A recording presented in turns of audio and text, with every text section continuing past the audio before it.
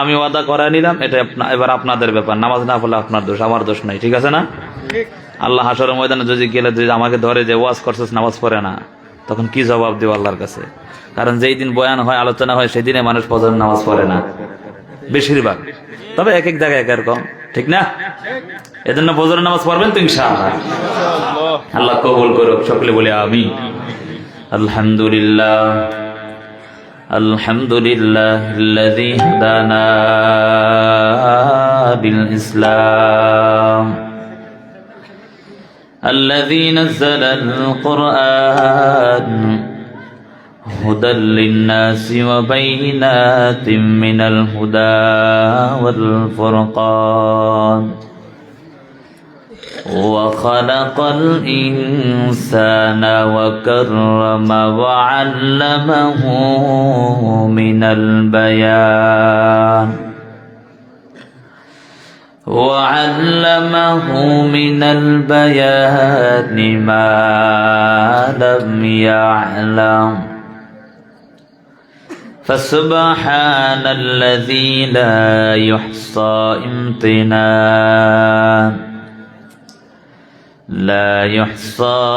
امتنانه باللسان ولا بالقلم ونشهد أن لا إله إلا الله وحده لا شريك له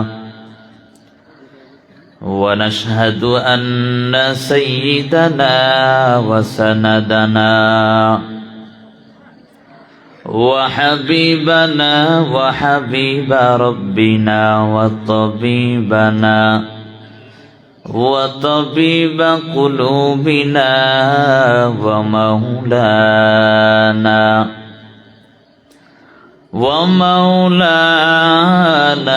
محمدا عبده ورسوله صلى الله تعالى عليه وعلى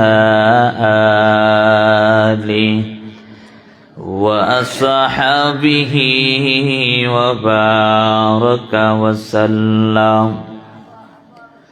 وبارك وسلم تسليما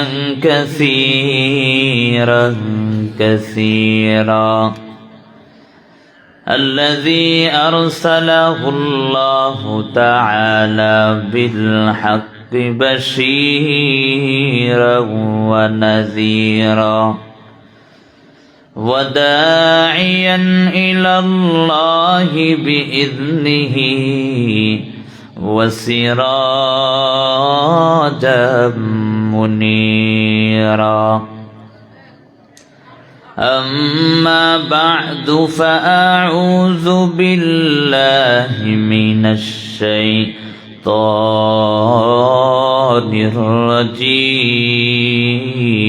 الرجيم بسم الله الرحمن الرحيم يا أيها الذين آمنوا اتقوا الله وقولوا قولا سديدا يصلح لكم أعمالكم ويغفر لكم ذنوبكم ومن يطع الله ورسوله فقد فاز فوزا عظيما وقال تعالى ومن يتق الله يجعل له مخرجا ويرزقه من حيث لا يحتسب صدق الله مولانا العظيم قال رسول الله صلى الله عليه وآله وسلم كن في الدنيا كأنك غريب أو عابر سبيل. وقال رسول الله صلى الله عليه وآله وسلم: التائب من الذنب كمن لا ذنب له، أو كما قال النبي عليه الصلاة والسلام. وصدق رسوله النبي الكريم ونحن على ذلك من الشاهدين والشاكرين والذاكرين والحمد لله رب العالمين. بذكر شهر جبيني در خروشات ولدانا دری معناك گوشات نگل گلبان گلش تسبیح خانیست بہر کاہی بتسبیحش زبانیست ذکر حق آمد غذائی روح را مرحمہ مد دل مجروح را لا الہ الا اللہ لا الہ الا اللہ. محبت একটু জিকির করি লা ইলাহা ইল্লাল্লাহ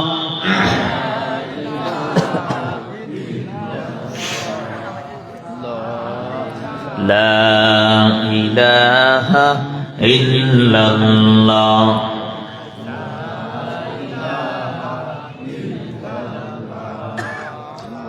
লা ইলাহা ইল্লাল্লাহ লা ইলাহা ইল্লাল্লাহ.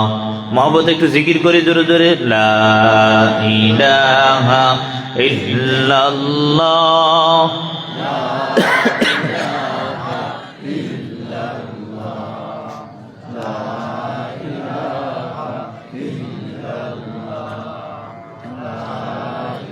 لا إله إلا الله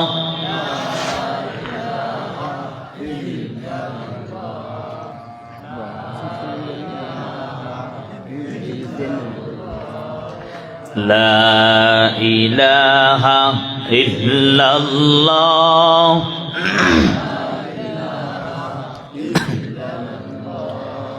হাতে কর হাতের কাম পায়ে কর পায়ের কাম জবানে বল শুধু ও হে মুমিন আল্লাহ তাআলার জাতি নাম লা ইলাহা ইল্লাল্লাহ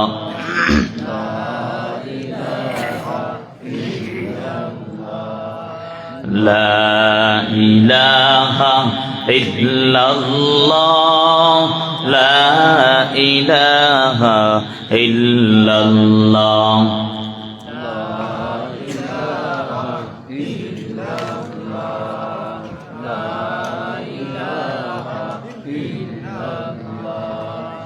لا إله إلا الله لا إله إلا الله لا إله إلا الله محمد رسول الله صلى الله عليه وآله وسلم.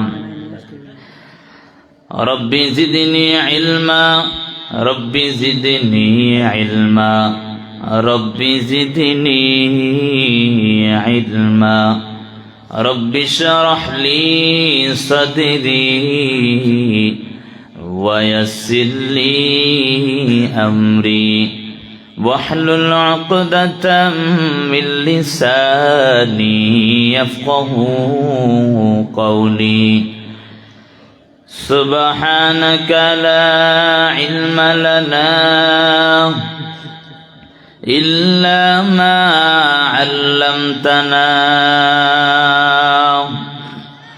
إنك أنت العليم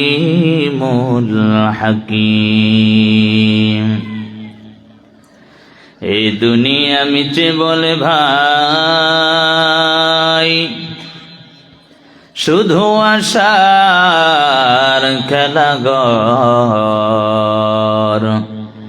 চোখ বুঝিলে দেখবি রে মন কে আপন আর কে বাপর কোথা থেকে আগমন কোথা যেতে হবে রে কে আনিল কি কারণে জানা নেই ভবেতে দীপ্ত কণ্ঠে হাফেজ কহে উল্টা জাকিরাই কখনো একরা তোর কি দূরা তোর হায় বলবো যে শনে তোর জীবন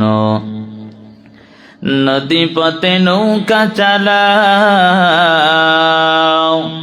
কেরে মাঝি ভাই বেলা ডুবার আগে আমি পার উঠতে চাই ডুবে গেলে বেলা রে আর উঠে না ভেঙে গেলে মেলা রে আর জমে না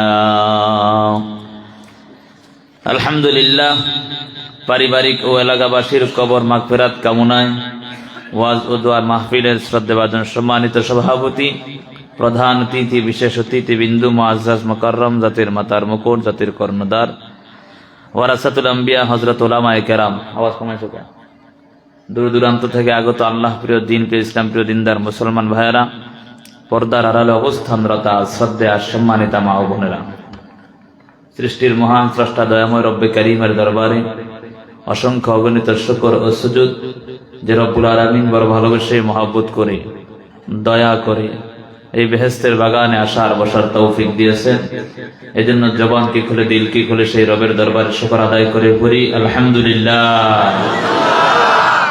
আপনারা অনেকেই নারাজ ঠিক না এখানে আসার কারণে নারাজ আছেন কেউ? তাহলে শুকর আদায় জোরে করা দরকার না? আল্লাহ তাআলা পবিত্র কোরআনে সূরা ইব্রাহিমের 7 নম্বর আয়াত আল্লাহ বলেন লা ইন শাকারতুম লা আযীদান্নাকুম ওয়া লা ইন কাফারতুম ইন্না আযাবি লাশাদীদ। যারা নেয়ামত পাইয়া নেয়ামতের শুকর আদায় করে আল্লাহ তার নেয়ামতকে বাড়িয়ে দেন সুবহানাল্লাহ। এমন বহু মজলিস আছে এবং তার মধ্যে বহু মানুষও আছে। আচ্ছা বলেন তো আপনাদের এলাকার আশেপাশে আর মানুষ নাই? অভাব নাই, কিন্তু আল্লাহ সবাইকে কবুল করেন এই নিয়ামতের মধ্যে আসার জন্য। কথা বলেন ঠিক না বেঠিক? এই মজলিসটার কত দাম নবীজি হাদিসের মধ্যে বলেন লা ইয়াকুদু কওমুন ইয়াযকুরুনাল্লাহ তাআলা ইল্লা হাফাতহুমুল মালায়েকা। যে মজলিসের মধ্যে আল্লাহ স্মরণ করা হয় সেই মজলিসটার এত দাম যে মজলিসটাকে স্বয়ং আল্লাহ তাআলা ফেরেশতাদের দ্বারা বেষ্টন করে রাখেন সুবহানাল্লাহ। মজলিসের দাম আছে না নাই? শুধু বেষ্টন করে এতটুকুই বলে না, ইল্লা হাফাতহুমুল মালায়েকা ওয়া গাশিয়াতহুমুর রাহমা। আল্লাহ তাআলা রহমত বর্ষণ করেন সুবহানাল্লাহ। ওয়া নাযালাত আলাইহিমুস সাকিনা। আল্লাহ তাআলা এই মজলিসের উপর সাকিনা বর্ষণ করেন, শান্তি বর্ষণ করেন। সুবহানাল্লাহ বলবেন না? একবার সুবহানাল্লাহ বলার দ্বারা আসমান জমিনের ফাঁকা জায়গা প্রত্যেক জায়গা আল্লাহ নেক দ্বারা ভরপুর করে দেন সুবহানাল্লাহ। সওয়াব আছে না নাই? বাঙালি তো চিন্তা করছে যে এটা নগদ, নগদে লাভ বেশি, ঠিক না? চিন্তা করছে সওয়াব তো বাকি, এটা মরার পরে না দেখা যাবে, এজন্য চিন্তা করছে এত সুবহানাল্লাহ বলার সুযোগ নাই। জোরে একবার বলেন তো সুবহানাল্লাহ। কুড়িগ্রামের মানুষ ইসলাম প্রিয় মানুষ, কথা বলেন ঠিক না বেঠিক?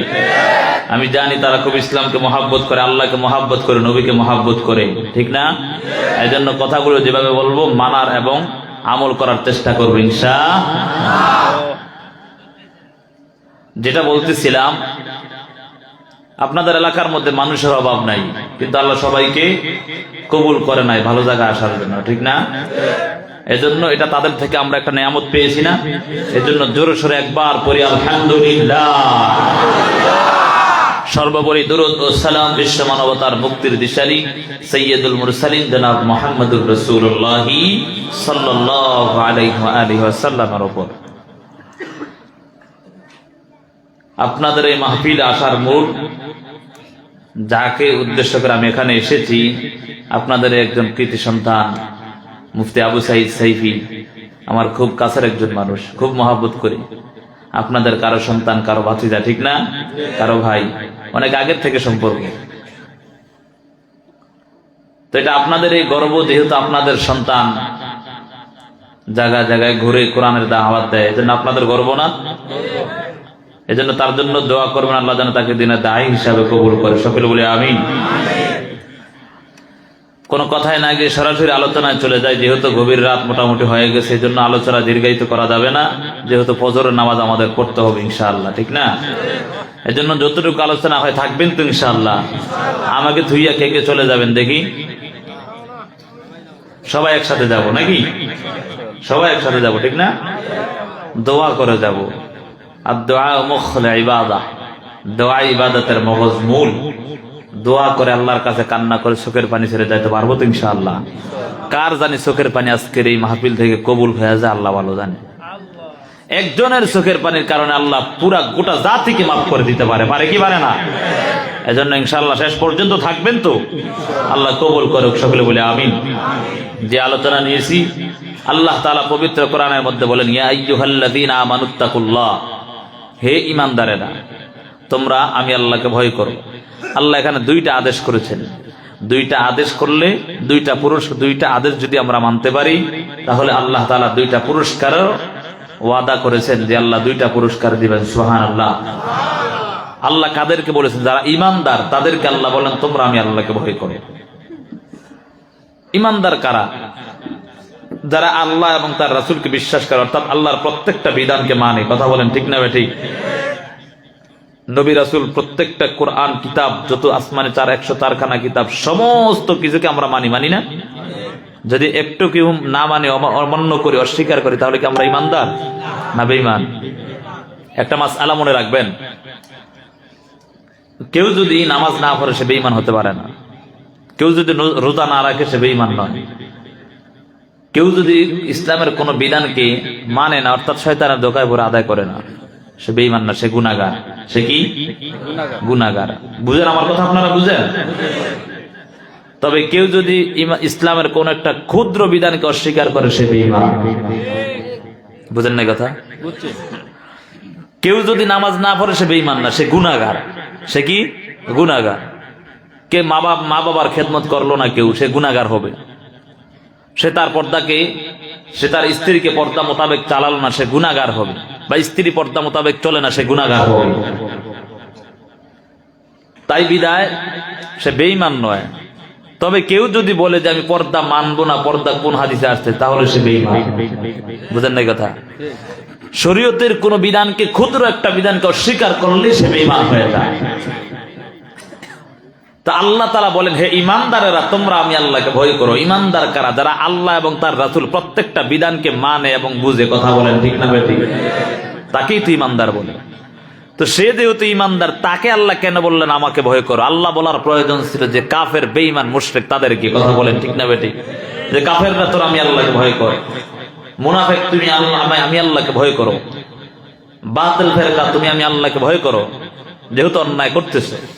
অথচ আল্লাহ বলেন ঈমানদার যারা তোমরা আমি আল্লাহকে ভয় করো। এটা প্রশ্ন আসে না? একটা প্রশ্ন, এটা উদাহরণ দিলে বোঝা যাবে। একজন আল্লাহর বান্দার দুইটা সন্তান, একজন ছোট আর একজন বড়। ছোট সন্তানটার দিকে প্রত্যেকেই খেয়াল রাখে। কথা বলেন ঠিক না? বরং সে বড় সন্তানটাকেও বলে যে ছোট সন্তানের দিকে খেয়াল রাখার দরকার। কেন? সে পড়ে যেতে পারে, কোনো ক্ষতি হতে পারে, আদর করে বেশি, ঠিক না? তা আল্লাহ তাআলা ইমানদারদেরকে মহাব্বত করে বিদায় বলে তোমরা আমি আল্লাহকে ভয় করো। কেন মহাব্বত করে? তারা ইমানদার। ঈমান নামক দৌলত তার অন্তরে ঢোকার পর সে মুসলমান হয়েছে। মুসলমান হওয়ার পর আল্লাহর ওয়াদা অনুযায়ী সে যাবে জান্নাতে, আর জান্নাতে যাওয়ার জন্য বাধা একজন হয়ে দাঁড়িয়ে আছে মিস্টার ইবলিস। বুঝেন নাই কথা? আমরা ইমানদার, ইমানদার ইমান এনেছি, ঠিক না? আমরা জান্নাতে যাব আল্লাহর ওয়াদা অনুযায়ী। যেহেতু ইমান এনেছি আমরা তো জান্নাতেই যাব, ঠিক না? হাদিসের মধ্যে আছে যাররা পরিমাণ ইমানও যার থাকবে একবার না একবার হলো সে জান্নাতে যাবে। সুবহানাল্লাহ, জোরে বলেন সুবহানাল্লাহ। তো সেই হিসাবে আমরা তো ইমানদার, আমরা জান্নাত ইনশাআল্লাহ, ঠিক না? তা আল্লাহ আমাদেরকে কেন বললেন? বলে আমাদেরকে বলার উদ্দেশ্য হলো আল্লাহ আমাদেরকে বেশি মহাব্বত করেন। মহাব্বত করেন বিদায় আমরা জান্নাতে যাওয়ার জন্য একটা পথ, সেই পথের মধ্যে বাধা হয়ে দাঁড়িয়েছে মিস্টার ইবলিস। সেই ইবলিস চায় যাতে করে আমরা জাহান্নামে চলে যাই, কারণ সে তো জাহান্নামী। সে জাহান্নামী না, আল্লাহর লানত পেয়েছে না, তো সে জাহান্নামীর জন্য সেও চায় যাতে করে আমরাও জাহান্নামে যাই। নাউযুবিল্লাহ। আল্লাহর কাছে বলে আল্লাহ আমারে তো আপনি জাহান্নামে দিয়ে দিয়েছেন, এজন্য আমার কোনো আফসোস নাই। তবে আমারে যেহেতু দিয়েছেন জাহান্নামও, আপনার সব বান্দারে যাতে করে আমিও জাহান্নামে নিতে পারি। আল্লাহ বলে এই সুযোগ নাই।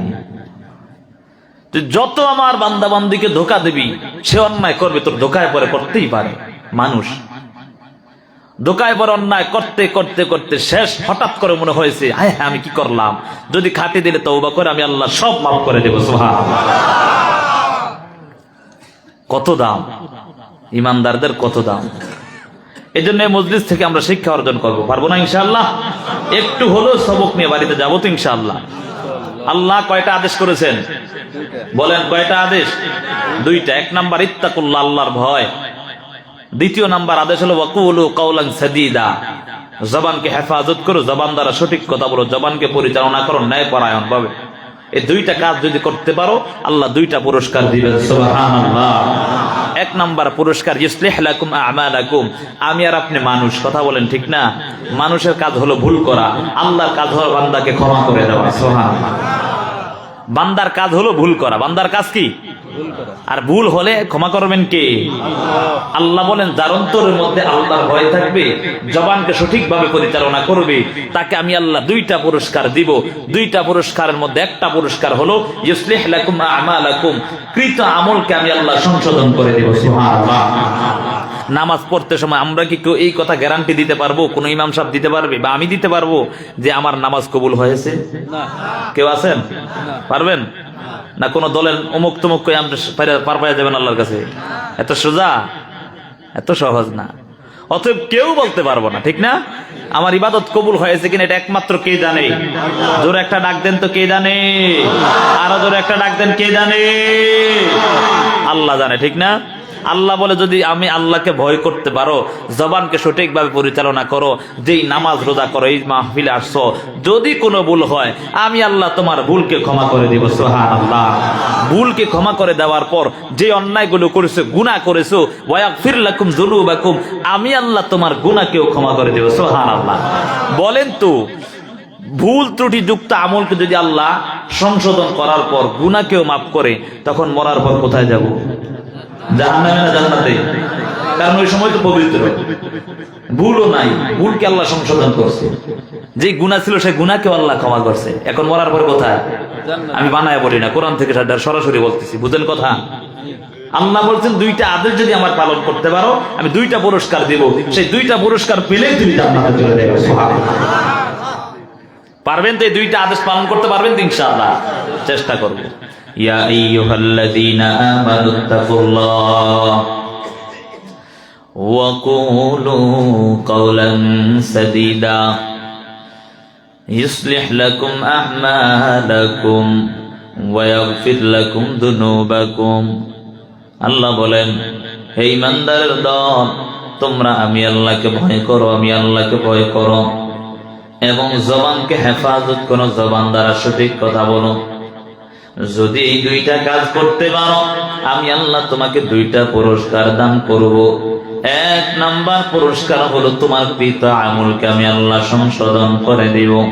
দ্বিতীয় নাম্বার পুরস্কার, জীবনে যত অন্যায় করেছে সব অন্যায় আমি মাফ করে দিব। সুবহানাল্লাহ। আল্লাহ যদি সব অন্যায় মাফ করে দেয়, এর দুনিয়ার মানুষ হোক, কুড়িগ্রামের মুসলমান শুনো, আল্লাহ যদি তোমার জীবনের অন্যায়গুলো মাফ করে দেয়, মরার সাথে সাথে তোমার জন্য জান্নাত অবধারিত হয়ে যাবে। ওই জান্নাত যে কত দাম জানো? ওই জান্নাতের কত দাম? ওই জান্নাতের মধ্যে আমার আল্লাহ পবিত্র কোরআনের মধ্যে বলেন, যেই জান্নাতের তলদেশে মধুর নহর, শরাবের নহর, দুধের নহর প্রবাহিত হবে, সেই জান্নাতে একবার ডুববে, খালিদিনা ফিহা আবাদা। আল্লাহ বলেন সেই জান্নাতে সর্বদা সেখানে বসবাস করবে। সুবহানাল্লাহ। বলে কারা জান্নাতে যাবে? ইন্নাল্লাযীনা আমানু ওয়া আমিলুস সালিহাত কানাত লাহুম জান্নাতুল ফিরদাউসি নুজুলা খালিদিনা ফিহা লা ইয়াবগুনা আনহা হিওয়ালা। সূরা কাহফে আল্লাহ বলেন, ইন্নাল্লাযীনা আমানু ওয়া আমিলুস সালিহাত, আল্লাহ বলেন নিশ্চয়ই যারা ঈমানদার এবং আমলে সালেহ করবে, আমি আল্লাহ তাদেরকে একটা পুরস্কার দান করব। সেই পুরস্কার হলো জান্নাতুল ফেরদাউস। সুবহানাল্লাহ। জান্নাতগুলোর মধ্যে সবচেয়ে বড় জান্নাত হলো জান্নাতুল ফেরদাউস। এর যুবক সন্তান, ও বৃদ্ধ বাবা, পর্দার আড়ালের মা, আজকে একটু চিন্তা করো জীবনটাকে কেমন ভাবে পরিচালনা করেছ। আল্লাহ তো রহমান। আল্লাহ কেন বললেন তোমরা আমি আল্লাহকে ভয় করো? আল্লাহ কেন বললেন তুমি আমি আল্লাহকে ভয় করো? আল্লাহ বলার প্রয়োজন ছিল তোমরা আমি আল্লাহর আযাবকে ভয় করো। কথা বলেন ঠিক না? আল্লাহ বলেন আর রহমান, আমি আল্লাহ হলাম রহমান, আমি আল্লাহ দয়ালু। আল্লাহ জানো আমি আল্লাহর মতো দয়াময় দুনিয়ার জগতে কেউ নাই। কেমন দয়ালু আল্লাহ জানো।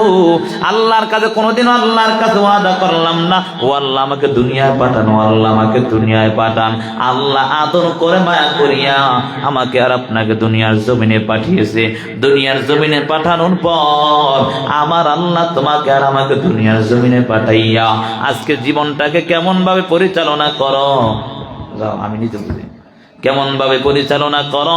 হে দুনিয়ার মানুষ, একটু চিন্তা করে তাকায়া দেখো আজকে নিজের জীবনটাকে কেমন ভাবে পরিচালনা করো। অথচ দুনিয়ায় আসার জন্য কোনোদিনও আমি আল্লাহর কাছে ওয়াদা করলাম না, আল্লাহর কাছে আরজি করলাম না, ও দয়ার মালিক, ও দয়ার আল্লাহ আমাকে দুনিয়ায় পাঠান। তারপর আল্লাহ দয়া করে দুনিয়াতে পাঠালেন। এত সুন্দর হাত পা গুলো আল্লাহ দান করলেন, এত সুন্দর চেহারা গুলো আল্লাহ দান করলেন, এত সুন্দর জেসিম গুলো আল্লাহ দান করলেন, এত সুন্দর বডি দান করার পর আজকে কেমন করে দুনিয়ার মানুষ অন্যায় করতেছে একটাবার ওকে চিন্তা করোস নাই রে যুবক। যেই জাহান্নামের আযাব কত ভয়ঙ্কর অবস্থা, ওই জাহান্নামের আযাব সহ্য করা কারো এক সেকেন্ডেরও ক্ষমতা আসেনি। আসেনি ক্ষমতা? আপনাকে কারো আসেনি? যদি থাকে রে বাবা একটু চিন্তা করো, ওই যে দুনিয়ার আগুন কত বড় ভয়ঙ্কর আগুন, ওই দুনিয়ার আগুন থেকে জাহান্নামের আগুন 70 গুণ বেশি হয়ে যাবে। এর যুবক সন্তান আজকে কেমন করে অন্যায় করো। ঘরের দরওয়াজাটা আটকাইয়া মোবাইলটা যখন ওপেন করিয়া অন্যায় কাজে লিপ্ত হয়ে গেছে যুবক। তোমাকে কেউ দেখতে পায় না, তোমার মা তোমাকে দেখতে পায় না, তোমার বাবাও তোমাকে দেখতে পায় না, তোমার আত্মীয় স্বজন কেউ তোমাকে দেখতে পায় না।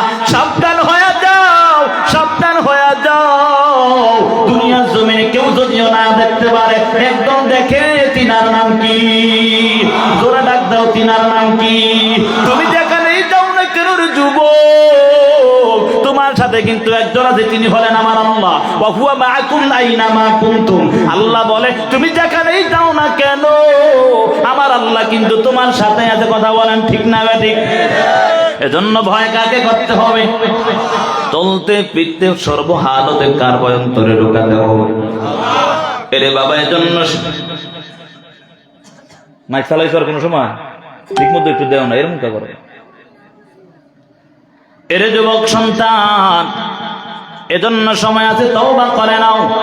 মাওলার আযাবের ভয়টা ঢুকাইয়া নিজের জীবনটাকে সুন্দর করে নাও। এর যুবক, তুমি আর আমি কেমন দুনিয়ার মানুষ হইলাম। ওই যে 10 জন সাহাবী জান্নাতের টিকিট পাওয়ার পরও কান্নার আওয়াজ জমিনে কান্না আর কান্না, কান্না আর কান্না। যে আবু বকর নবীর সাথে জান্নাতে যাবে, সেই আবু বকরও কান্নার আওয়াজ। যেই উমর অর্ধ পৃথিবী শাসন করেছে, সেই উমরও কান্না করে, ওসমানও কান্না করে, আলীও কান্না করে। এমন কান্নার আওয়াজ জানুর যুবক। আবু বকরকে ডাক দিয়া বলা হয়, রে আবু বকর, তুমি কেন কান্না করো? আমার আল্লাহ তোমাকে জান্নাতের টিকিট দিয়েছে, এরপরও কেন কান্না করো? আবু বকর ডাক দিয়ে বলে, ওরে সাহাবায়ে কেরাম শোনো, যে আল্লাহ আমাকে জান্নাতের টিকিট দিয়েছে, সেই আল্লাহ যদি আমি আবু বকরকে অপছন্দ করিয়া আবার জান্নাতের টিকিটটা নিয়ে যায়, তাহলে আমার জাহান্নাম ছাড়া উপায় নাই। ওই আবু বকর এমন ভাবে কান্নার আওয়াজ, কান্নার আওয়াজ। ওমরও কান্না করে। ঈদের দিন ঈদের আনন্দ, সবাই আনন্দের খুশি। এই আনন্দের সময় সবাই আনন্দে, এমন আনন্দে আত্মহারা হইয়া সবাই ঈদগাহে যায় আনন্দ করার জন্য। তাকাইয়া দেখে খলিফাতুল মুসলিমিন ওমর নাই। ওমর না থাকার কারণে সবাই চিন্তিত হয়ে গেল, হায় হায়, ওমর কেন আসেন আজকে আনন্দের দিন? ঈদ অর্থ কি? কথা কয় না। ঈদ অর্থ কি? আনন্দ। ঈদ অর্থ কি? আমগো বছরে কয়টা ঈদ আসে? রমাদানের ঈদ আর হলো কোরবানির ঈদ, যেটাকে বলা হয় ঈদুল ফিতর আর ঈদুল আজহা, ঠিক না? কুরবানির আনন্দ, রমজানের ঈদের আনন্দ, ঈদুল ফিতরের আনন্দ, ঈদুল আজহার আনন্দ। এই আনন্দ পাইয়া সবাই তো কত খুশি মনে ঈদগাহে যায় ঈদের নামাজ আদায় করার জন্য।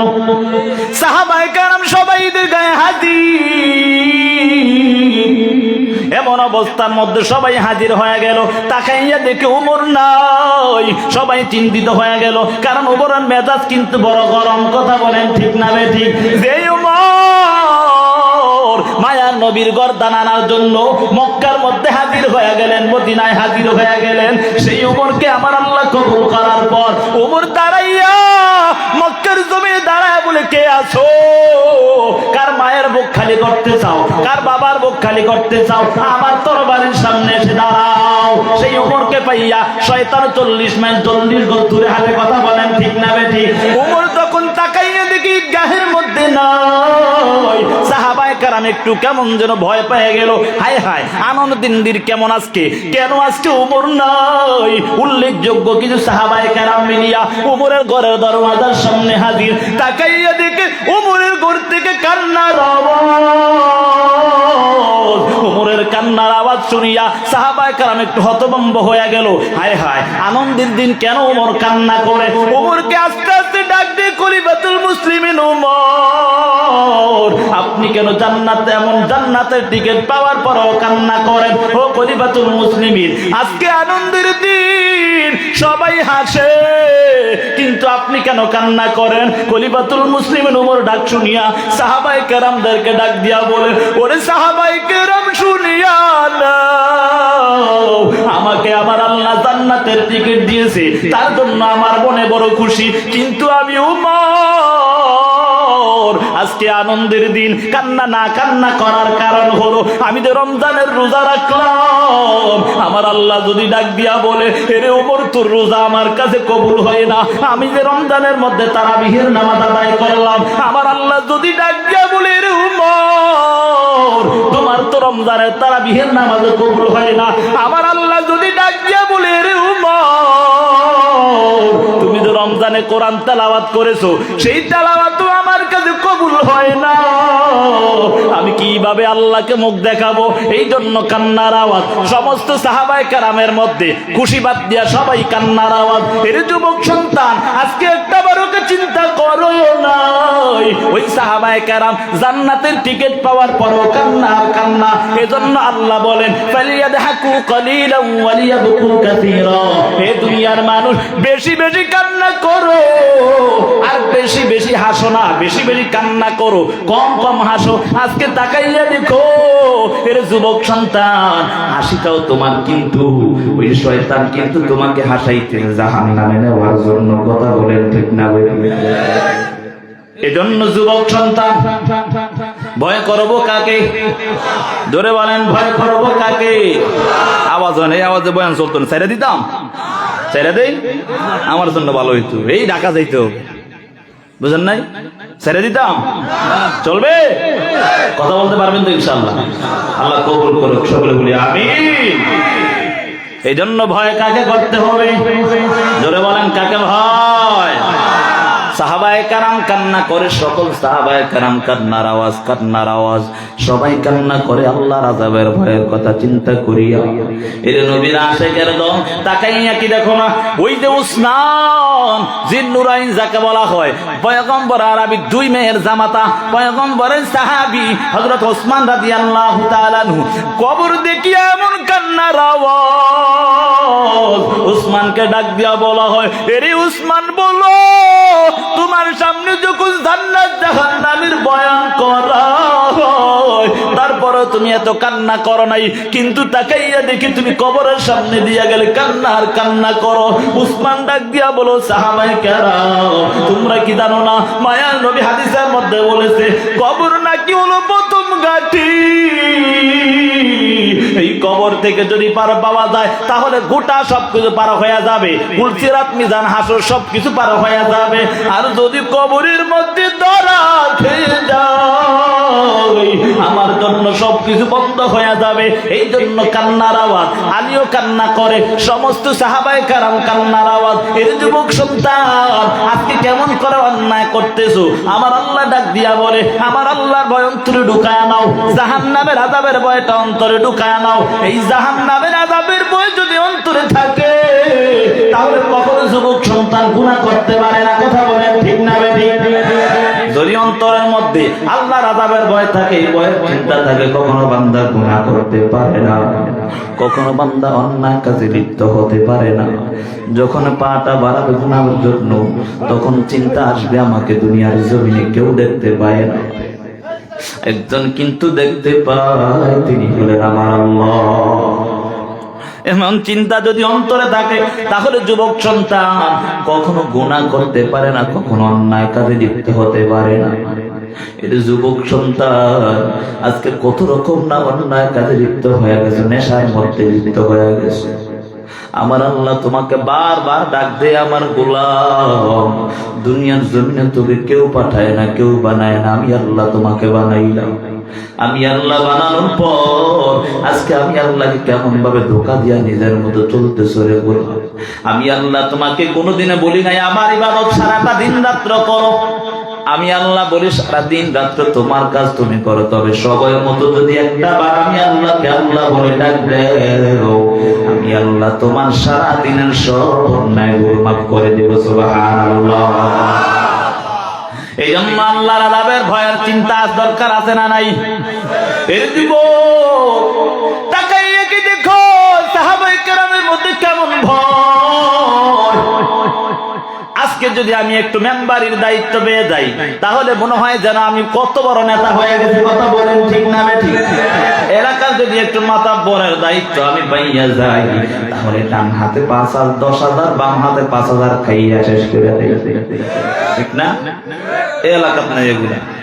এলাকাত ভালো মানুষ ভালো না হইলেও ভালো বানায় দেখ, সকলে বলে আমি কি আর খারাপ বলতে আসছি? ভালো না হইলেও আল্লাহ ভালো বানায় দেখ। কথা বলেন ঠিক না? অন্যায় করা যাবে নি? অন্যায় করা যাবে? দুনিয়াতে কত অন্যায় করবি হে যুবক, কত অন্যায় করবি, করতে থাক, কোনো বাধা নাই। পরীক্ষার হল, যা ইচ্ছা তাই কর, কিন্তু মরার পরে বুঝবি, মরার পরে বোঝা যাবে কি অবস্থা। কবরে আযাব শুরু হয়ে যাবে। আল্লাহ হেফাজত করে, সকলে বলি আমিন।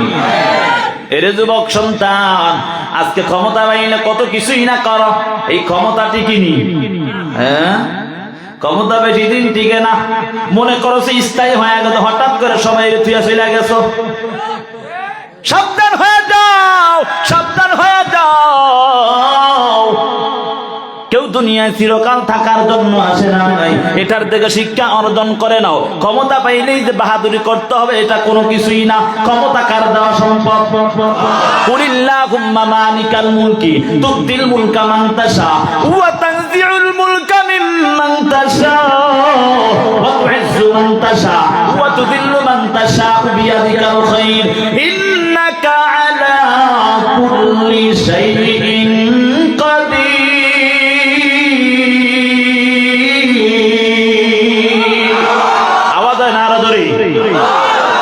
ক্ষমতা ক্ষমতা কার দেওয়া? মালিক। মালিক কে? সম্মান দেওয়ার মালিক কে? বেয়াজ্জতি করার মালিক কে? সব যদি আল্লাহ হয়, আল্লাহর বিধান কেন লঙ্ঘন করলে যুবক? ও পর্দার আড়ালের মাগো, একটা বড় চিন্তা করলি না আজকে কেমন ভাবে অন্যায় করো? তোমার মধ্যে পর্দা করা ফরজ, নামাজ যেমন ফরজ, পর্দাও তেমন ফরজ। তাকাইয়া দেখো মা বোনের আজকে পর্দা করে না, কথা বলেন ঠিক না ঠিক? একটা বড় চিন্তা করে না, পুরুষের সামনে, বেগানা পুরুষের সামনে গেলে পর্দা করতে হয়। এর যুবক সন্তান তাকাইয়া কি দেখো না আজকে কেমন ভাবে অন্যায় কাজে লিপ্ত হয়ে গেছো? অথচ নবীর কন্যারা কেমন ভাবে পর্দা করেছে। মায়ার নবীর একজন আদরের কন্যা ছিল ফাতেমা। ওই মায়ার নবীর আদরের কন্যা ফাতেমা তার স্বামীকে ডাক দিয়া বলে, ও আলী, আমি যখন দুনিয়া থেকে বিদায় নিব আমাকে রাত্রেবেলা দাফন করে দিবা, দিনের বেলা আমাকে দাফন করবা না। বলি কেন তোমাকে দিনে করবো না? এই কথা বলার পর হযরত ফাতেমা ডাক দিয়া বলে, ওরে আদরের স্বামী, তুমি কি জানো না আমি পয়গম্বরের কন্যা ফাতেমা, আমি কেমন আমার বডিটা? এটা যদি আমি দুনিয়ার বেলায় তুমি আমাকে জানাজা দাও তাহলে সমস্ত মানুষ জানতে পারবে। ওরে মা, তুমি কি একটা বড় চিন্তা করলা না? তুমি যুবকের সামনে বেপরদা ভাবে চলতেছো, একটা বারো কি চিন্তা করলা না? জাহান্নামের আযাব যে কত ভয়ঙ্কর অবস্থা। মায়ার নবী একদিন ঘরে বসে বসে কান্না করে, ঘরে বসে বসে কান্নার আওয়াজ দেখিয়া কলিজার টুকরা ফাতেমা ঘরের দরওয়াজার সামনে এসে দাঁড়ায় গেল। ঘরের দরওয়াজার সামনে এসে দাঁড়াইয়া শুনে মায়ার নবীর গুনগুন গুনগুন করে কান্নার আওয়াজ। মায়ার নবীর কান্না দেখিয়া ফাতেমা সহ্য করতে পারে না। এমনি দেখবেন অধিকাংশ সময় কন্যা সন্তানরা বাবার বেশি ভক্ত হয়, কথা বলেন ঠিক না? কন্যা ফাতেমা দেখে বাবা কান্না করে, বাবার কান্না দেখিয়া ফাতেমা ডাক দিয়া বলে, ওরে আব্বা জান, কেন কান্না করো? কান্নার কারণ কি? আপনার মা বাবার কথা স্মরণ হয়েছে কি? কারণ আপনি যখন দুনিয়ার জমিনে আসার আগে আগে আপনার বাবা দুনিয়া থেকে বিদায় নিয়ে চলে গেল। ওরে আব্বা জান, আপনি যখন 6 বছর বয়সে আপনার মা হারায়া ফেললেন। ও আব্বা জান, আপনি 8 বছর বয়সে দাদা হারায়া ফেললেন। ওই কাফের বেঈমানরা আপনার উপর কত রকমের নির্যাতনই না করলো। ও নবী আমার, আপনি কি আপনার মায়ের জন্য কান্না করেন? আপনি কি আপনার বাবার জন্য কান্না করেন? পয়গম্বর আরবি ডাক দিয়া বলে, ওরে আদরের সন্তান, আমি আমার বাবার জন্য কান্না করি না, আমি আমার মায়ের জন্য কান্না করি না। তাহলে কি আপনি কার জন্য কান্না করেন? আপনার আদরের 2 নাতি হাসান হুসাইনের জন্য কি কান্না করেন? বলে না। বলে কেন কান্না করেন? বলে আমি কান্নার কারণ হলো আমি যখন আবার আল্লাহর সাথে মুলাকাত করার জন্য যাই, মেরাজের রাত্রিতে আল্লাহর সাথে মুলাকাত করার জন্য যাওয়ার সময় আমার আল্লাহ জিবরাইলের মাধ্যমে আমাকে যখন নিয়ে গেলেন, আমাকে জান্নাত জাহান্নাম গুলো দেখালেন। তার মধ্যে জাহান্নামের দিকে তাকাইয়া দেখি আমার অধিকাংশ নারী উম্মতেরা জাহান্নামের মধ্যে দেখা যায়। আমি ওই আযাব গুলো দেখি আমি আর সহ্য করতে পারি না। ওই সময় থেকে এখনো পর্যন্ত আমাকে কাঁদায়। পয়গম্বর আরবির কন্যা ফাতেমা ডাক দিয়া বলে, ওরে আব্বা জান, বলো কি এমন আযাব দেখো, কেন এত কান্নার আওয়াজ? বলে আমি তাকাইয়া দেখি একদল নারীদেরকে দেখা যায় যাদের মাথার চুলগুলোকে ঝুলাইয়া আগুনের মধ্যে ঝুলাইয়া নিচের দিকে এমন ভাবে জ্বলন্ত আগুন জ্বালাইয়া দেওয়া হয়েছে। আগুনের তাপে তাদের শরীরগুলো বলে জ্বলে পুড়ে ছারখার হয়ে গেছে। মাথার মগজগুলো কেমন যেন টাস টাস টাস টাস করে ঘুরতেছে। মায়া নবী কথা বলার পর কন্যা ফাতেমা ডাক দিয়া বলে, ওরে আব্বা জান, বলো তাদের আযাব হওয়ার কারণটা কি? বলে আযাব হওয়ার কারণটা হলো তারা দুনিয়ার জমিনে থাকিয়া তাদের মাথার চুলগুলো পর্দার অংশ, তারা ওই চুলগুলোকে বেগানা পুরুষের সামনে খুলিয়া খুলিয়া চলেছে। তাদের বেগানা পুরুষের সামনে তারা পর্দা করে নাই। এজন্য আমার আল্লাহ তাদেরকে এমন ভাবে জাহান্নামে আযাব দেওয়া হচ্ছে। আরেক দল নারীদেরকে আমি তাকাইয়া দেখলাম তাদের জিহ্বার মধ্যে আগুনের বড়শি লাগাইয়া তাদের কেমন ভাবে ঝুলাইয়া রাখা হয়েছে। তাদের এমন ঝুলাইয়া রাখার মাঝে একটা প্রশ্ন করতে চাই, শরীরের মধ্যে এমন একটা অংশ আছে যেটার মধ্যে হাড় নাই, সে অংশটার নাম কি? বুঝেন নাই কথা? আমার আলোচনা বুঝেন আপনারা? চলবে? আমি কিন্তু ছেড়ে দিব। আমি কথা বলবো, আপনারা বলবেন এটা কেমনে হয়? বলবেন তো ইনশাআল্লাহ? কুড়িগ্রামের মানুষ আমি খুব ভালোবাসি, এজন্য আশা। বলবেন তো ইনশাআল্লাহ? শরীরের মধ্যে হাড় নাই, সেই অংশটার নাম কি? জিহ্বা। এটার মধ্যে হাড় আছে? হাড় আছে? বলেন তো এটা কেমন মুলাম? একটু কাটা লাগলেও খুব কষ্ট হয়, ঠিক না? কষ্ট হয় না?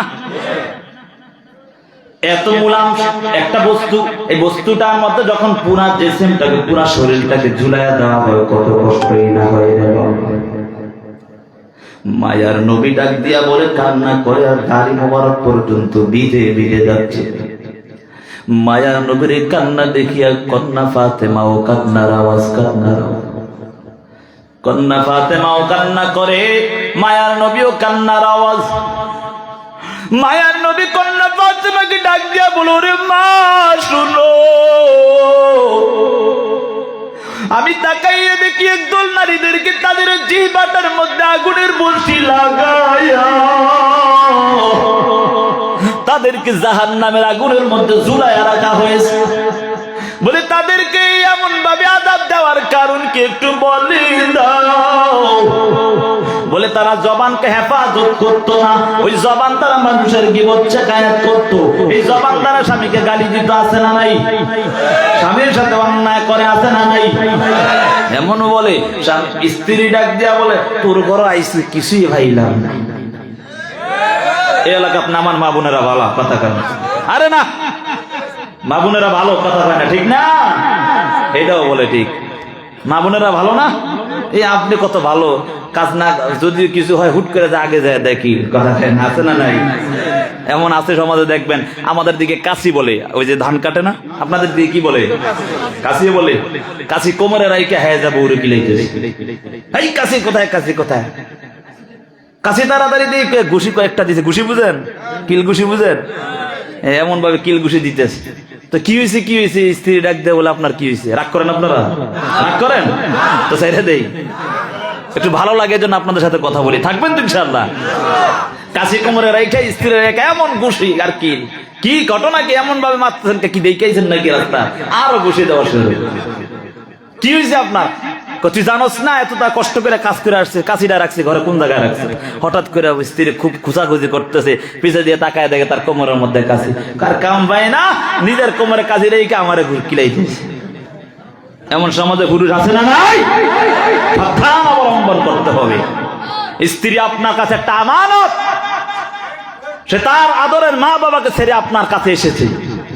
আপনি তাকে মারার জন্য নয়, তাকে আদরে বুঝান।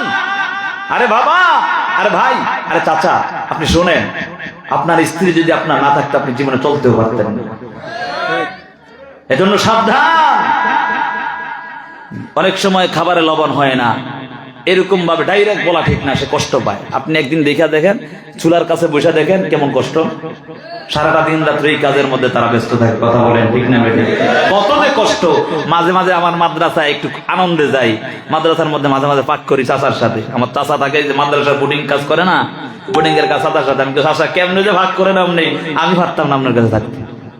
তো বোঝা যায় যে মা বোনের আরো চুলার মধ্যে, ওই লাকড়ির চুলা, আপনাদের দেশে লাকড়ির চুলা না, এটার মধ্যে কত রকম কষ্ট করে, এত কষ্ট করে ভাগ করে গড়াইছে খাওয়ার, এই কি ভাগ করছস, লবণ হয় না, কষ্ট পাই কি পায় না? এমন না বইলা যদি বলতে পারতেন, আদরের স্ত্রী আজকের পাকটা খুব ভালো হয়েছে, মনে হয় লবণটা আর একটু দিলে আরো একটু ভালো হতো, খুশি হতো কি হতো না? ডাক দিয়ে আগে দে থাপ্পড়, হেরে কি হে আদর করবো, 2 দিন পরে হেরেছি আরেকজন লোকে ভাগে, কথা কয় না ঠিক না? সাবধান। রাগ করছেন আপনারা? রাগ করছেন? রাগ করা যাবে? সাবধান, এটা বোঝানোর জন্য বলছি। মায়ার নবী ডাক দিয়া বলে, ও আদরের কন্যা ফাতেমা শোনো, আমি একদল নারীদেরকে তাকাইয়া দেখলাম, তাদেরকে জিহ্বার মধ্যে আগুনের বড়শি লাগাইয়া ওই জাহান্নামের মধ্যে ঝুলন্ত, আর নিচের দিকে কেমন যেন আগুন। ওই আগুন দেখিয়া আমি সহ্য করতে পারি না, তাদের আযাব দেখিয়া সহ্য করতে পারি না। কন্যা ফাতেমা ডাক দিয়া বলে, ও আব্বাজান বলো, তাদেরকে অন্যায়, তাদের এই আযাব হওয়ার কারণটা কি? বলে ডাক দিয়া বলে তাদের আযাব হওয়ার কারণ হলো তারা তাদের স্বামীর সাথে ব্যবহার ভালো করতো না, তাদের জবানকে হেফাজত করতো না। এরে বাবা তুমি এই কথাই চিন্তা করো না। মায়ার নবী হাদিসের মধ্যে জানায়া দেন ওই নারীরা জাহান্নামে যাদের জবানকে হেফাজত করতে পারবে না, যাদের পর্দাকে হেফাজত করতে পারবে না, তারা জাহান্নামে যাবে। তবে এই অন্যায়গুলো যদি পুরুষের মধ্যে থাকে সেও জাহান্নামে যাবে। আর বেশিরভাগ দেখবেন নারীর দলেরা মানুষের গীবত করতে খুব ভালো লাগে, বুঝেন না এই কথা?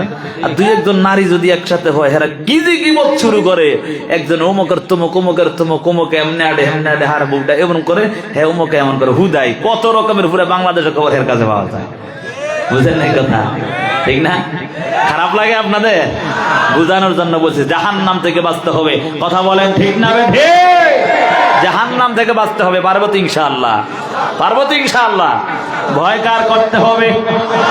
তাহলে মায়ার নবী ডাক দিয়া বলে এমন নারীদেরকে আমি জাহান্নামে দেখলাম, আরেকদল নারীদেরকে আমি জাহান্নামে দেখলাম। এমন ভাবে উপর করিয়া জাহান্নামের মধ্যে, এমন ভাবে উপর করিয়া হাতগুলোকে এমন ভাবে কপালের সাথে বাঁধিয়া, পা গুলোকে এমন ভাবে বুকের পাথরের সাথে বাঁধিয়া ওই আগুনের মধ্যে এভাবে ঝুলাইয়া রাখছি। কেমন আযাব দেখা যায়, ভয়ঙ্কর অবস্থা, সামন দিকে সবকিছু জ্বলে পড়ে সারকার হয়ে গেছে। মায়ার নবী এই যখন আযাবের কথা বর্ণনা করতেছে, কন্যা ফাতেমা কান্না করে আর বলে বাবা বলো এই আযাবগুলো হওয়ার কারণটা কি?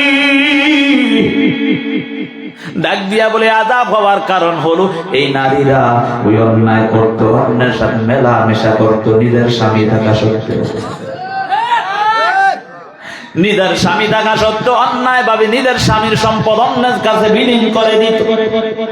এর মা তুমি কি চিন্তা করো নাই তোমার স্বামী কত কষ্ট করে করে ওই যে বিদেশের মধ্যে বাইরে থাকে, কত কষ্ট শুধু একমাত্র তোমাকে ভালো খাওয়ানোর জন্য, ভালো পড়ানোর জন্য, তোমার সন্তানগুলো ভালো খাবে, ভালো পড়বে, এজন্য কত রকমের না কষ্ট। ওই মাঠে ময়দানে কাজ করে তাকাইয়া দেখো সারাটা দিন রোদ্রে পড়ে আবার বৃষ্টিতে ভিজে এত কষ্ট করে কেন? একটু ভালো চলার জন্য। কথা বলেন ঠিক না বেঠিক? আজকে সেই স্বামীর সম্পদটা বিলীন করে দিচ্ছ। সাবধান হয়ে যাও, হত্যা করো, জাহান্নামের আযাব থেকে বাঁচো। জাহান্নামের আযাব থেকে বাঁচিয়া নিজের জীবনটাকে সুন্দর করে নাও। আল্লাহর আযাব সহ্য করতে পারবা না। এর যুবক সন্তান, এই অন্যায়গুলো করা যাবে না। এমন যুবক আছে নিজের বউ তুই আরেকজনের সাথে কাজ করে, হ্যাঁ শরম লাগে, ঠিক নেই? যখন করো তখন লাগে না শরম? শরম লাগে, হায়া লাগে?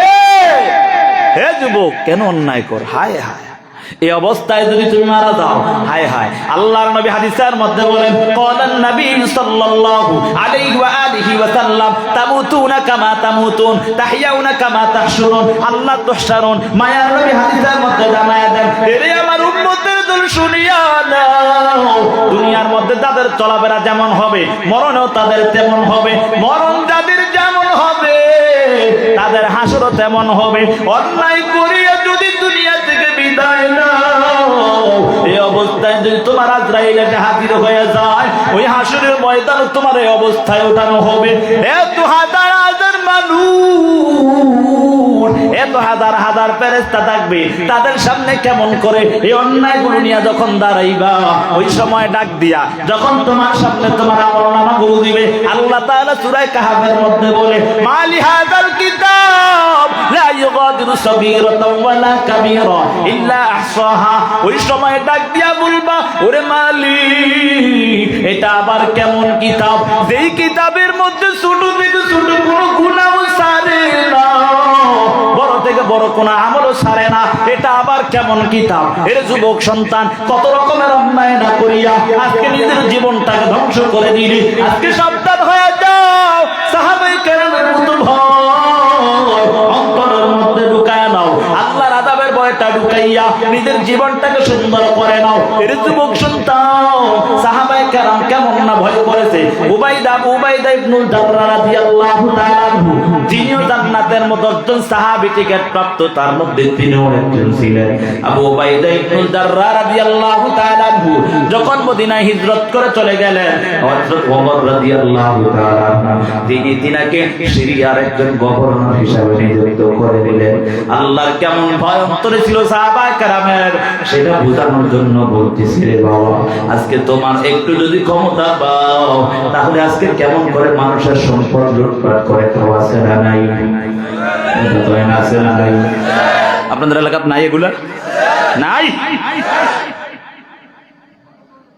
ওমর ডাক দিয়ে বলে, আবু উবাইদাকে ডাক দিয়ে বলে, রে আবু উবাইদা যাও, তোমাকে সিরিয়ার গভর্নর হিসাবে নিযুক্ত করে দিলাম। ওই সিরিয়ার জমিনটা ছিল এমন অবস্থা জানো, বেঈমানদের আখড়া ছিল সিরিয়ার জমিনের মধ্যে।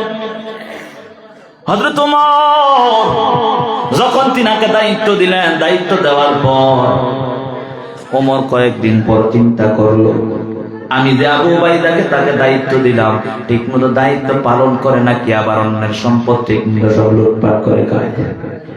এমন চিন্তা অন্তরের মধ্যে ঢুকে এলো। আবু উবাইদার মধ্যে এই চিন্তাটা যখন আবু উবাইদার ব্যাপারে ওমরের মধ্যে ঢুকে যায়, ওমর একদিন আবু উবাইদাকে ডাক দেয়া বলে, রে আবু উবাইদা, তুমি যদি বলো আমি তোমার সাথে তোমার বাড়িতে যাব একটু তোমার বাড়িটা দেখার জন্য। আবু উবাইদা ডাক দিয়া বলে, পয়গম্বর ঠিক আছে আপনি যাবেন, তবে গেলে আপনি সহ্য করতে পারবেন না। সুবহানাল্লাহ। কি বলে? আপনি যদি আমার বাসায় যান তাহলে আমার বাসাটা দেখে আপনি সহ্য করতে পারবেন না। ওমর মনে মনে ধারণা নিল, মনে হয় কি যেন করে ফেলছে বাড়ির মধ্যে। না, আমি তোমার সাথে যাব তোমার বাড়ি দেখার জন্য। এই চিন্তা যখন হলো, কয়েকদিন পর পর বলতেছে, বলার পর আবু উবাইদা চিন্তা করলো, আমি যদি খলিফাতুল মুসলিমিন ওমরকে না নেই আমার বাসায়, তাহলে তিনি রাগ করবে। একদিন বললো, ঠিক আছে পয়গম্বরের সাহাবী খলিফাতুল মুসলিমিন ওমর, আমার সাথে চলেন, আমি আপনাকে নিয়ে আমার বাসায় চলে যাব। সিরিয়ার জমিনে যাওয়ার পর পয়গম্বরের সাহাবী আবু উবাইদা ইবনুল জাররাহ তিনি এবং খলিফাতুল মুসলিমিন ওমর দুজন মিলে হাঁটতেছি, হেঁটে হেঁটে মরুভূমি এলাকার মধ্যে চলে গেল। ওমর ডাক দিয়ে বলে, রে আবু উবাইদা, আমাকে কোথায় নাও বলো, আমাকে কোথায় নিয়ে চলতেছে মরুভূমি এলাকার মধ্যে? আবু উবাইদা ডাক দিয়া বলে, ও খলিফাতুল মুসলিমিন, একটু ধৈর্য ধরো, আমি যাব, যাইতেছি, আমার বাসার মধ্যে যাইতেছি। আবারও কিছুক্ষণ পর তাকায় দেখে খোলা ময়দানের মধ্যে হাঁটতেছে। কিছু দূর যাওয়ার পর তাকাইয়া দেখে ওই যে কেমন যেন একটা ঝুপড়ি ঘর দেখা যায়, ওই ঘরটা কেমন যেন জীর্ণ শীর্ণ অবস্থা, ভালো কোনো ঘর না। আবু উবাইদা খলিফাতুল মুসলিমিন ওমরকে নিয়া ওই ঘরের মধ্যে ঢুকে গেল। ঘরের মধ্যে ঢুকিয়া কিছুক্ষণ সামনে যাওয়ার পর একটা জায়নামাজ লইয়া আরেকটা খাবারের পাত্র বের করলেন। ডাক দিয়া তাকাইয়া দেখে ওমর, ঘরের মধ্যে আর কিছুই পাওয়া যায় না। ওমর ডাক দিয়া বলে, রে আবু উবাইদা, তুমি কি ঘরের মধ্যে কি থাকো? তোমার আর কি কিছু এই ঘরের মধ্যে নাই? আবু উবাইদা ডাক দিয়া বলে, আল্লাহর জাদু সিফাতের কসম, ওরে খলিফাতুল মুসলিমিন ওমর, আমি যে ঘরের মধ্যে থাকি, এই ঘরের মধ্যে আর আমার কিছুর প্রয়োজন হয় না। আপনি আমাকে এমন একটা রাষ্ট্রের দায়িত্ব দিয়ে দিলেন, যে দায়িত্বটা পালন করতে আমার বড় কষ্ট হয়। ও খলিফাতুল মুসলিমিন, ওই যে তাকাইয়া দেখেন একটা খাবারের পাত্র দেখা যায়, এই খাবারের পাত্রটার মধ্যে আমি 1 সপ্তাহের আটার জব বানায়, জবের রুটি বানাইয়া রেখে দিলে শক্ত শক্ত করে বানায়া রাখি, যাতে করে আমি 1 সপ্তাহ লাগাইয়া খেতে পারি। তবে এমনি খাওয়া যায় না। পয়গম্বরের সাহাবী ওমর হাত দিয়া ধরে তাকাইয়া দেখে এত শক্ত মুখ দ্বারা খাওয়াও সম্ভব হয় না। ওমর ডাক দিয়া বলে, রে আবু উবাইদা, এগুলা কেমন করে খাও একটু জানতে চাই। ডাক দিয়া বলে, ওই যে তাকাইয়া দেখে ওই একটা পাত্র দেখা যায়, পাত্রটার মধ্যে সকালে ভিজায় রাখি, তারপর বিকালে এসে খাই। ওই যে তাকাইয়া কি দেখো, এত বড় গভর্নর হওয়ার পর ঘরের মধ্যে মধ্যে ভালো কোনো থাকার বাসস্থান নাই, ভালো খাবারেরও ব্যবস্থা নাই। এত কষ্ট করে চলার পর ওমর কান্নার আওয়াজ, ওমর ডাক দিয়া বলে, এরে আবু উবাইদা, আমি তো মনে বড় অন্য ধারণা নিয়েছি। আমি ভেবেছিলাম তুমি এই সিরিয়ার জমিয়ে থাকিয়া তাদের কালচার কোনো গ্রহণ করেছো কিনা, এজন্য আমি তোমার কাছে আসা। কিন্তু আমি তাকাইয়া দেখি তার ব্যতিক্রম। তুমি কেমন এমন ঘরে কেমন ভাবে দিন কাটাও। এর যুবক সন্তান, ওই জাহান্নামের আযাব যে ভয়ঙ্কর দাদু। এমন সাহাবী হওয়ার পরেও একটা চিন্তা শুধু মাথার মধ্যে। ওই আবু উবাইদা উমরকে ডাক দিয়া বলে, ও খলিফাতুল মুসলিমিন, আমি যদি এমন ভাবে ভালো খাবারের ব্যবস্থা করতে হয় এবং যদি ভালো থাকার জন্য ব্যবস্থা করতে হয়, তাহলে আমার ওই সিরিয়ার জমিনের রাষ্ট্র চালাতে কষ্ট হয়ে যাবে, ঠিক মতো হক আদায় হবে না। এজন্য আমি আমার থাকার ব্যবস্থাও করি না ভালো করে, এজন্য আমি আমার খাবারেরও ব্যবস্থা করি না। প্রত্যেক দিন যদি আমি খাবার তৈরি করতে হয়, তাহলে তো আমার সময় অনেক নষ্ট হয়ে যাবে। এজন্য সব এক সপ্তাহের খাবার একবারে করে নেই। এই যে যুবক সন্তান, একটা বারোকে চিন্তা করলি না? ওই সাহাবায়ে কেরাম জান্নাতের টিকিট পাওয়ার পরও কেমন ভয় আল্লাহর ভয় ধরে নিয়েছে। এজন্য সময় আছে জাহান্নামের আযাবের ভয়ে ঢুকাও, মাওলার আযাবের ভয়ে ঢুকাইয়া নিজের জীবনটাকে পরিচালনা করো। এর যুবক সন্তান, তুমি কি জানো এই অন্যায় নিয়ে যদি কবরে যাও, ওই কবরের দুই পাশের মাটির চাপ সহ্য করতে পারবে না রে যুবক। মাটির চাপ দেওয়ার কারণে এক পাশের হাড়গুলো অপর পাশে ঢুকে যাবে, শুধু চিল্লানোর আওয়াজ চলবে। ওই সময় যখন জাহান্নামীরা কবরে যাবে, মুনকার নাকির প্রশ্ন করবে, রবের পরিচয় দাও, ধর্মের পরিচয় দাও, নদীর পরিচয় দাও। যারা গানিয়া কবরে যাবে তারা বলবে, হা হা লাদিরি, আমি কিছুই জানি না, কিছুই জানি না। এমন ভয়ঙ্কর অবস্থা হয়ে দাঁড়াবে। আল্লাহ তাআলার আযাবের ফেরেশতারা ডাক দিয়া বলবে, এর জাহান্নামী তাকে জাহান্নামের পোশাক পরাইয়া দাও, জাহান্নামের বিছানা বিছায়া দাও। সে মিথ্যাবাদী, তাকে জাহান্নামের পোশাক পরাইয়া দাও। ওই সময় কবর থেকে সৌরং, জাহান্নাম থেকে সৌরং রাস্তা করে দেওয়া হবে। ওই কবরের মধ্যে জাহান্নাম থেকে এমন ভাবে আগুনের তাপ শুরু হয়ে যাবে, আগুনের তাপের কারণে কলিজা ভুনা ভুনা হয়ে যাবে। এমন ভয়ঙ্কর অবস্থা হবে। এর যুবক সন্তান, ওই কবরের মধ্যে 70 থেকে 99টা সাপ। ওই সাপ যখন একবার দংশন করবে, 70 গজ নিচে চলে যাইবা। হাদিসের মধ্যে আসছে, ওই সাপ যদি একবার দুনিয়ার জমিনে শ্বাস পালাইতো, দুনিয়ার জমিনে কিয়ামত পর্যন্ত গাছপালা তরুলতা জন্মাইতো না। এত ভয়ঙ্কর সাপরে যুবক, ও পর্দার মা, এজন্য সময় আছে জাহান্নামের আযাবের ভয়টা ঢুকাইয়া পর্দা করিয়া নামাজ রোজা করিয়া নিজের জীবনটাকে পরিচালনা করো, স্বামীর খেদমত করো। এর যুবক সন্তান, মা বাবার খেদমত করিয়া নিজের জীবনটাকে সুন্দর করে নাও। ওই জাহান্নামের আযাব সহ্য করতে পারবা না, কবরের আযাব তো সহ্য করার কারো এক সেকেন্ডের ক্ষমতা নাই। এর যুবক সন্তান, একটা বারো চিন্তা করলি না? ওই কবরের মধ্যে যখন জাহান্নাম থেকে সৌরং রাস্তা করে দেওয়া হবে, ওই জাহান্নামের আগুনের তাপের কারণে কলিজা পর্যন্ত শুকায়া যাবে। ওই পিপাসার কারণে আমার আল্লাহকে বারবার ডাকবা, ও দয়ার মালিক, ও দয়ার আল্লাহ, একটু পানি দাও, পানি দাও। আল্লাহ তোমার কোনো ডাকেই শুনবে না।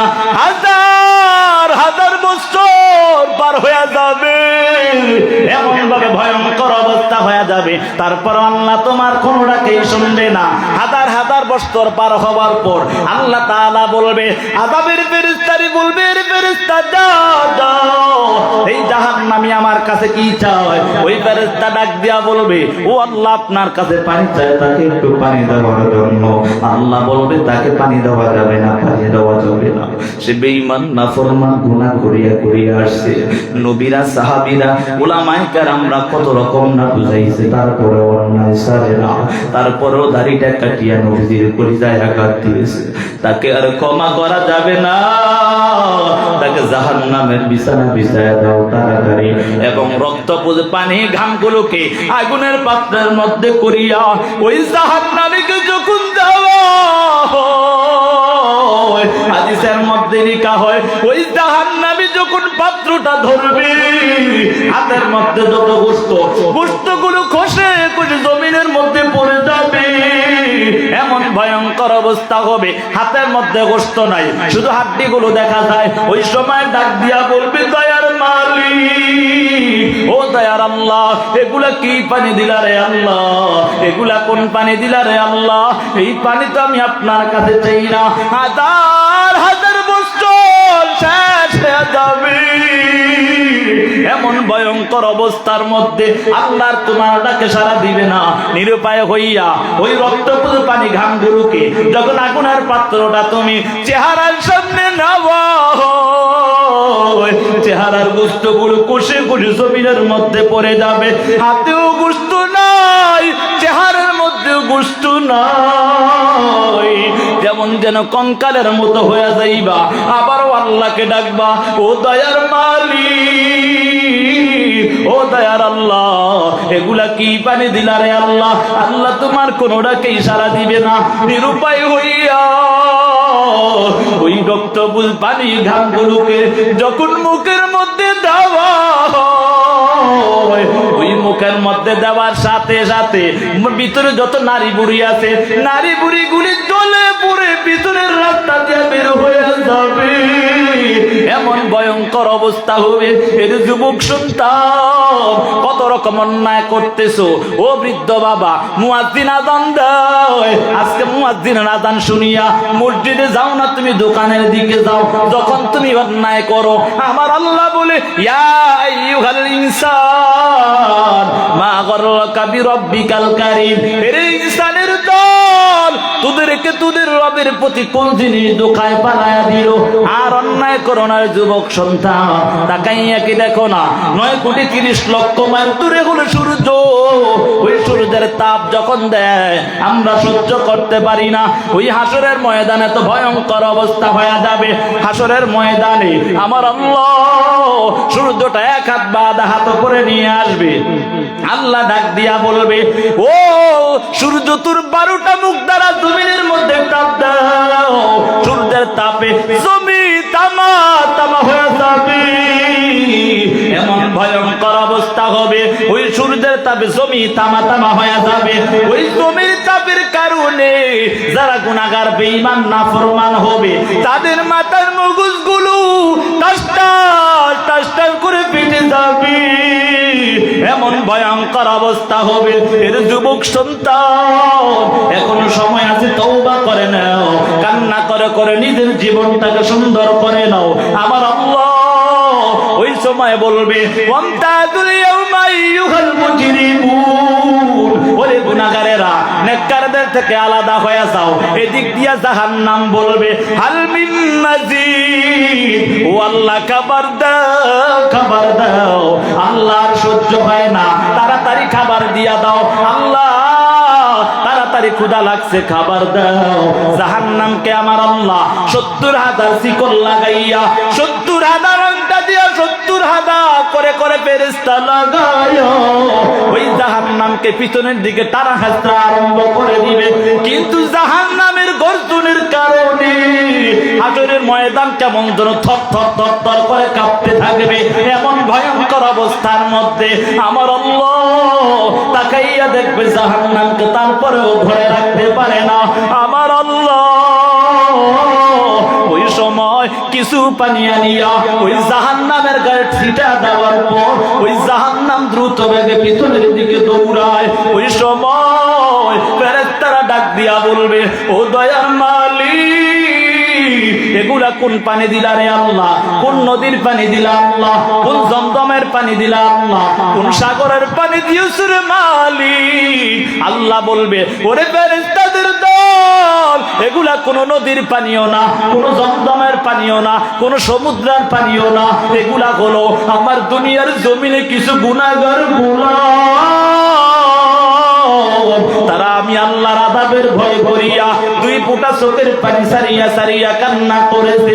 আমি আল্লাহ চোখের পানিগুলোকে বৃথা দেই না, আমি আল্লাহ ওই চোখের পানিগুলাকে জমা করিয়া আমি আল্লাহ আজকে এই পানিগুলা যখন দিলাম সাথে সাথে জাহান্নাম দ্রুত বেগে পিছনের দিকে দৌড়ায়। এজন্য যুবক সন্তান এখনো সময় আছে, তওবা করে নাও। আল্লাহ বলে যদি আন্তরিকতার সাথে তওবা করতে পারো জীবনের অন্যায়গুলো আমি ক্ষমা করে দিব। এর যুবক সন্তান আজকে থেকে তওবা করো। ও পর্দার আড়ালের মাগো আজকে থেকে তওবা করে নাও। ও বৃদ্ধ বাবা আজকে থেকে তওবা করে করে নিজের জীবনটাকে সুন্দর করে নাও। বলো আর জীবনে নামাজ ছাড়বো না, জীবনে আর আমি কারোর সাথে গালি গালাজ করবো না, জীবনে আর আমি কখনো অন্যায়ের কথা বলবো না, অন্যায় ভাবে চলবো না। যদি খাঁটি নিয়ত হয় দুটো হাত আমার আল্লাহকে দেখায়া দাও, ও আল্লাহ কবুল করে নাও। জাহান্নামের আযাব থেকে হেফাজত করেন আল্লাহ। ও আল্লাহ সকলকে কবুল মঞ্জুর করেন আল্লাহ। জীবনের অন্যায়গুলো ক্ষমা করে দেন, তওবার উপর মজবুত হয়ে চলার তৌফিক দেন। বৃদ্ধ বাবা, পর্দার আড়ালের মা, যুবক ভাই সকলকে কবুল করেন আল্লাহ, মাহফিলকে কবুল করেন। আমিন আমিন। কিছু বলবো মনে হচ্ছে আপনি একটু 2 মিনিট বলুন।